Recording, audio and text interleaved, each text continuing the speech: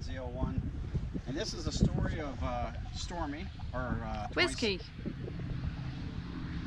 This is the story of Stormy, our 2017 ZL1 meets Whiskey, our Piper Cherokee. Now, we haven't been doing a whole lot of videos lately because a lot of my work has been getting the Cherokee back in the air. But I'm happy to say we just did our last maintenance flight, and it was pretty cool. So, what did we do? This is 1961 Piper Cherokee. It was a Cherokee C, had 160 horsepower, and the engine was a little bit beyond the manufacturer's recommended overhaul time. So now that's not usually a problem as long as the compression is good and you fly her a lot. However, we were not flying her all that much, and whether it's a plane or a boat or a car, when they sit, they break. So if you don't give them the attention, they will make you pay for it, both in time, money, and patience down the road. So when we had the 160 horsepower engine in her, she, especially in the Florida heat, she had a hard time climbing.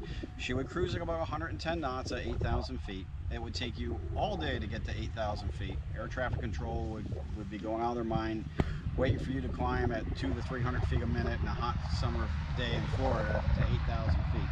So we generally never went there, maybe 5,500. But she would cruise at 110 knots, and again, of course, you have to add your wind factor in there. Since we were going to overhaul the engine anyways, we decided to get a 180 horsepower motor, so that's 20 horsepower more. This motor we got through a broker, and she has 1,000 hours before we overhaul her. Your typical airplane owner that does it for just general aviation fun, maybe they'll do 50 hours a year. So that's quite a bit of time that we have left with her. So we're pretty happy about that. Now here's a change. For you aviation enthusiasts, we also changed the props. Whiskey's original prop, that's our nickname for her. Stormy's the ZL1, Whiskey's our Cherokee. Whiskey's original prop was what's called a fixed pitch prop, meaning the pitch, the angle at which the blade will bite into the air, was constant.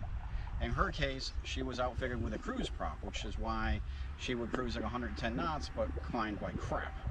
And this prop, it's now called a constant speed prop. So inside we have the ability to control how much of a bite. So when we climb, we go to a very fine pitch. The RPMs are higher as she takes smaller bites of the air and climbs up. Think of it as if you're riding a 10-speed bicycle. When you're going up a hill, you got big gear to big gear. When you want to cruise, you got the big gear where your pedals are going to the little gear. And that's basically what happens here. Same concept. As we get up to the altitude we want to go to, we adjust that pitch. She takes bigger bites of air for the same RPMs, and now we can cruise faster. So we're kind of expecting that she's probably going to get, we're hoping at least 100, 130, maybe 140 knots in still air at altitude.